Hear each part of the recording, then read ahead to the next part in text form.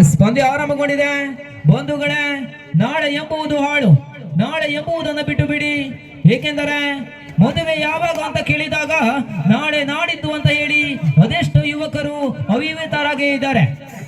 ನಾಳೆ ಎಂಬುದನ್ನು ಬಿಟ್ಟು ಬಿಡಿ. ನಾಳೆ ಎಂದರಾಗದು, ಮುಂದೆ ಎಂದರಾಗದು, ಹಿಂದೆ ನಿರ್ಣಯಿಸಬೇಕು.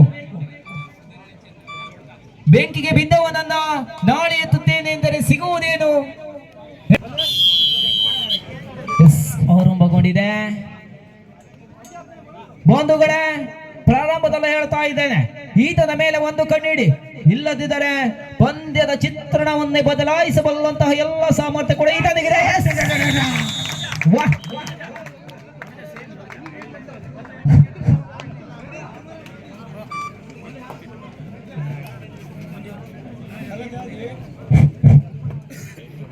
ಹಲೋ ಹಲೋ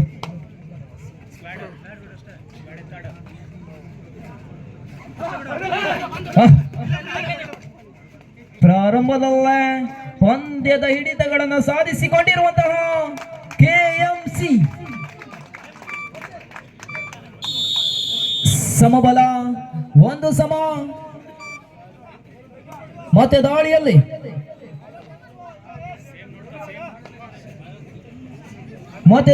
ಮನೋಜ್ ಪ್ರಕಾಶ್ ಕುಂಬಲ ತಂಡದ ಪರವಾಗಿ ಆಡಿದಂತಹ ಅದ್ವಿತೀಯ ತಾರೆ, ಶ್ರೇಷ್ಠ ಮಟ್ಟದ ದಾಳಿಗಾರನಾಗಿ ಇದೀಗ ಈ ಒಂದು ಮೈದಾನದಲ್ಲಿ ಗುರುತಿಸಿಕೊಂಡವರಿದ್ದೇವೆ.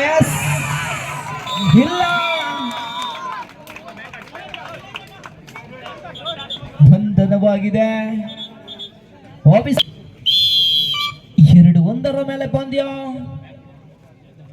ಇದು ಪ್ರಥಮ ಸೆಮಿಫೈನಲ್ ಪಂದ್ಯವಾಗಿ ಸಾಗಿ ಬಂದಿದೆ. ಗೆದ್ದರೆ ನೇರವಾಗಿ ಫೈನಲ್ಗೆ ಪ್ರವೇಶಿಸುತ್ತೀರಾ? ಸೋತರು ಗೆದ್ದರು ಒಂದೊಂದು ಕಟ್ಟಿಟ್ಟ ಬುತ್ತಿ.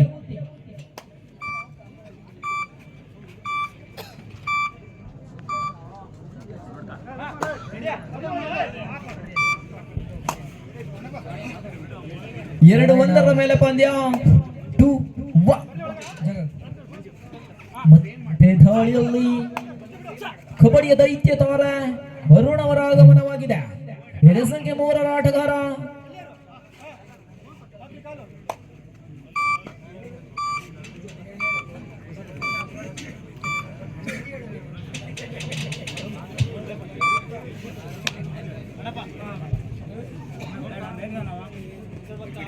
ಎರಡು 1 ಮೇಲೆ ಪಂದ್ಯ. ಒಂದಂಕಿಯ ಮುನ್ನಡೆಯನ್ನು ಸಾಧಿಸಿಕೊಂಡಿರುವಂತಹ ಕೆಎಂಸಿ ಕೋಕ್ತಿ. 5 ಡಿಫೆಂಡರ್ಗಳ ಮಧ್ಯೆ ಚುರುಕಿನ ಪಾದಗಳ ಚಲನೆಯೊಂದಿಗೆ ಲೀಲಾಜಾಲವಾಗಿ ಅಂಕವನ್ನು ತರಲೇಬೇಕಾದಂತ ಎಲ್ಲ ಅನಿವಾರ್ಯತೆ ಕೂಡ ಆತನಿಗಿದೆ. ಬ್ಯಾಕ್ ಟು ಹೋಮ್, ಯಾವುದೇ ಅಂಕವಿಲ್ಲದೆ ಮರಳಿತನ ಸ್ಥಾನಕ್ಕೆ.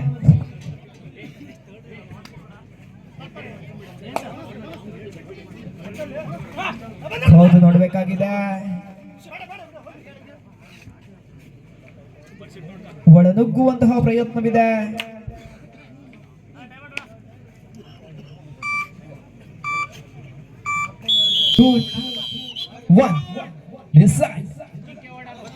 ಡೂ ಆರ್ ಡೈ ಸ್ಪೆಷಲಿಸ್ಟ್ ಆಗಿ ಸುನೈ ಅವರ ಆಗಮನವಾಗಿದೆ. ಸಂಖ್ಯೆ 3 ಕೆಎಂಸಿ ತಂಡದ ಪರವಾಗಿ ವೆಂಕಟ ಬಂದಾಗ ಸಂಕಟ ರಮಣ ಅಂಕವನ್ನು ತರಲೇಬೇಕಾಗಿದೆ. ಕಾದು ನೋಡ್ಬೇಕು.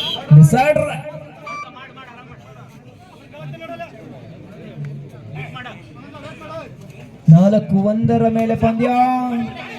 4-1 4-1 ಮುನ್ನಡೆಯನ್ನು ಸಾಧಿಸಿಕೊಂಡಿರುವಂತಹ ಕೆಎಂಸಿ ಕೋಕ್ತಿ ತಂಡ. 4-1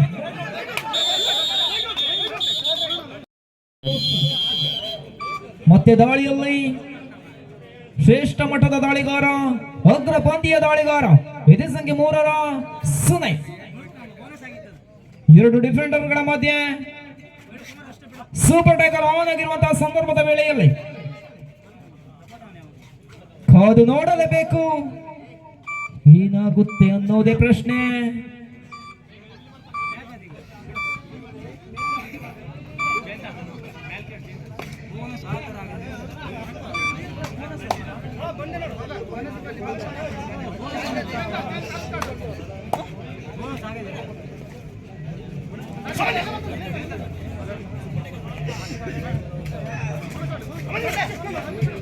5-1 ಮೇಲೆ ಪಂದ್ಯ.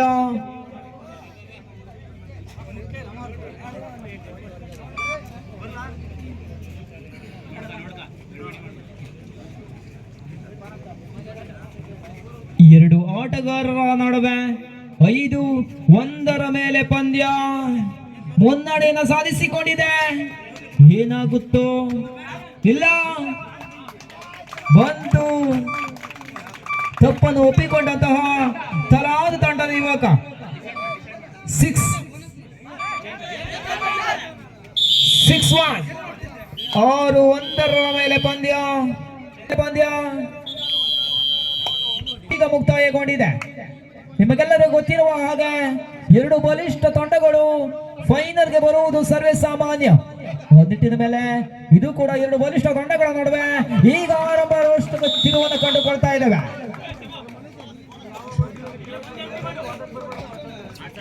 ಇವರಿಗೆ 1 ಅಂಕ, ಅವರಿಗೆ 3 ಅಂಕ.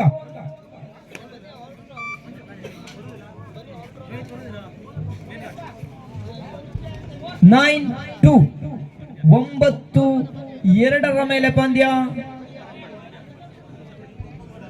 ಸಮಯವನ್ನು ಕಳೆಯುವ ನಿಟ್ಟಿನ ಮೇಲೆ, ಕೊನೆಯ ಸೆಕೆಂಡುಗಳನ್ನು ವ್ಯರ್ಥ ಮಾಡುವುದರ ಮೇಲೆ ಪಂದ್ಯ ಇದೀಗ ಆರಂಭಗೊಳ್ತಾ ಇದೆ.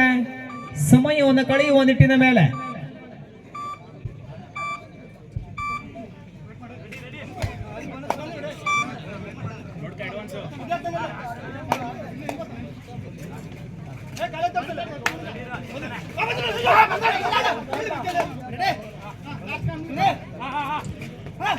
ಮತ್ತೆ ಪ್ರಮುಖ ದಾಳಿಗಾರನ ಆಗಮನವಾಗ್ತಾ ಇದೆ. ಈತ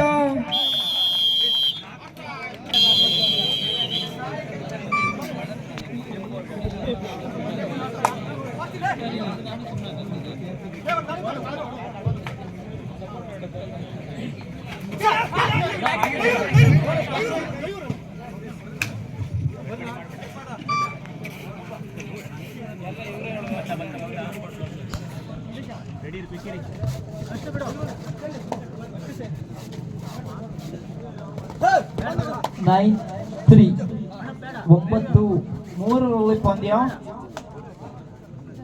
ಮತ್ತೆ ದಾಳಿಯಲ್ಲಿ ರೋಹಿತ್.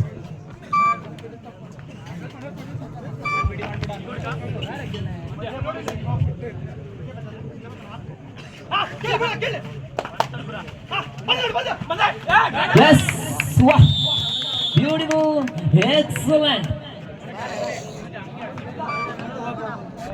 ಮನೋಜ್ ಅಂಕಣದಿಂದ ಹೊರಭಾಗಕ್ಕೆ ತೆರಳಿದ್ರೆ ಮಾತ್ರ ಪಂದ್ಯದ ಚಿತ್ರಣವನ್ನು ಬದಲಾಯಿಸಲು ಸಾಧ್ಯ. ತಂಡಕ್ಕೆ ಅವಶ್ಯಕತೆ ಇದ್ದಾಗಲೆಲ್ಲ ಅಂಕಗಳನ್ನು ತರಬಲ್ಲಂತಹ ಶ್ರೇಷ್ಠ ಮಟ್ಟದ ದಾಳಿಗಾರನಾಗಿ ಗುರುತಿಸಿಕೊಂಡಿರುವಂತಹ ಸಂಖ್ಯೆ 8ರ Manoj.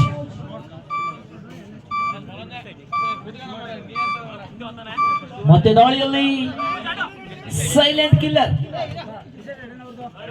Decide do or die KMC ತಂಡದ ಪರವಾಗಿ ರೋಹಿತ್ ಅವರ ಆಗಮನವಾಗಿದೆ. ಕಿಕ್ ಮಾಡುವ ಮೂಲಕವಾಗಿ ರೋಲಿಂಗ್ ಅಷ್ಟೇ. Beautiful, excellent. 10-4 ಮೇಲೆ ಪಂದ್ಯ. ಇದು ಮನೋಜನ ಶ್ರೇಷ್ಠ ಮಟ್ಟದ ದಾಳಿ. ಕೊನೆಯ 5 ನಿಮಿಷದ ಆಟ ಮಾತ್ರ ಬಾಕಿ ಇದೆ. 5-10 ಮೇಲೆ ಪಂದ್ಯ. ಇನ್ನು ಕೂಡ 5 ನಿಮಿಷಕ್ಕಿಂತ ಕಡಿಮೆ ಅವಧಿಯ ಆಟ ಇದೀಗ ಆರಂಭಗೊಂಡಿದೆ. 5-10 5ರ ಮೇಲೆ ಪಂದ್ಯ.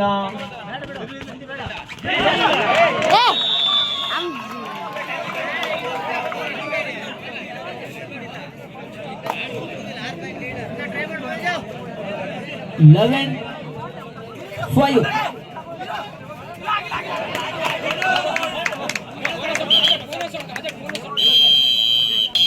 11-6 ಮೇಲೆ ಪಂದ್ಯ ಮತ್ತೆ ದಾಳಿಯನ್ನು ಮುಂದುವರಿಸಿಕೊಳ್ಳುವುದರ ಮೂಲಕವಾಗಿ ಇದು ಸಂಖ್ಯೆ 3ರ ಸೋನೆ.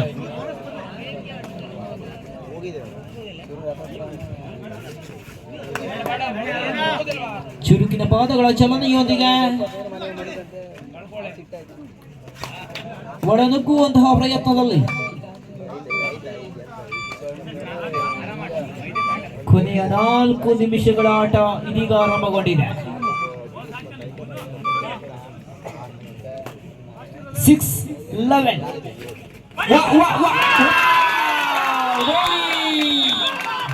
ಇದು ಒಂದು ಸಂಘಟನಾತ್ಮಕ ಹಿಡಿತ. ಪ್ರಮುಖ ದಾಳಿಗಾರನ ಇದೀಗ ಬಂಧನವಾಗಿದೆ. ಮತ್ತು ದಾಳಿಯಲ್ಲಿ ರೋಹಿತ್ ಸಮಯವನ್ನು ಕಳೆಯುವಂತಹ ನಿಟ್ಟಿನಲ್ಲಿ ಸ್ಪರ್ಧೆ ಕೂಡ ಇದೀಗ ಆರಂಭಗೊಂಡಿದೆ. ಮುನ್ನಡೆಯನ್ನು ಸಾಧಿಸಿಕೊಳ್ಳುವುದರ ಮೂಲಕವಾಗಿ ಕೊನೆಯ ಸೆಕೆಂಡುಗಳನ್ನು ಕೂಡ ವ್ಯರ್ಥ ಮಾಡುವಂತಹ ನಿಟ್ಟಿನ ಮೇಲೆ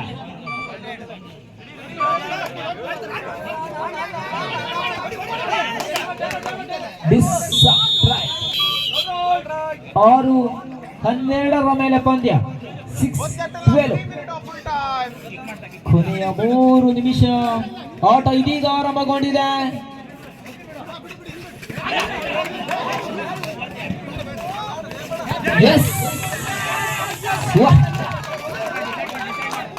ತಪ್ಪು ನೀಡಿದಾಗಿದೆ. ಅಂಕವನ್ನು ಗಿಟ್ಟಿಸಿಕೊಳ್ಳುವುದರ ಮೂಲಕವಾಗಿ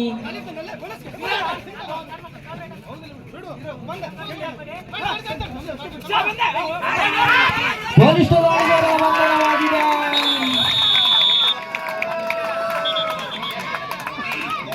ಪ್ರಮುಖ ದಾಳಿಗಾರ ಇದೀಗ ಹೊರಾಂಗಣಕ್ಕೆ.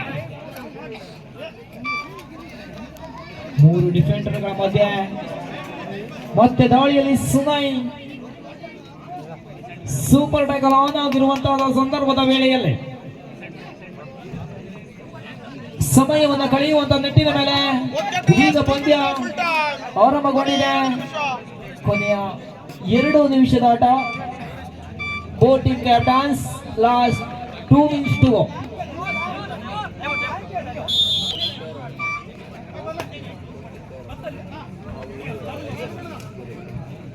ಮತ್ತು ದಾಳಿಯಲ್ಲಿ ಜಯಂತ್ ಅವರ ಆಗಮನವಾಗಿದೆ ತಲಾಂದ್ ತಂಡದ ಪರವಾಗಿ.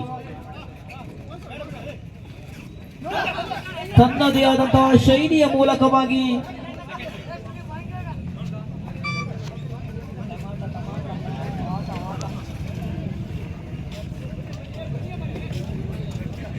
ಬ್ಯಾಕ್ ಟು ಬ್ಯಾಕ್ ಎಂಟಿ ರೈಡ್ ಆಗುವಂತಹ ಎಲ್ಲ ಸಾಧ್ಯತೆ ಕೂಡ ಇದೆ.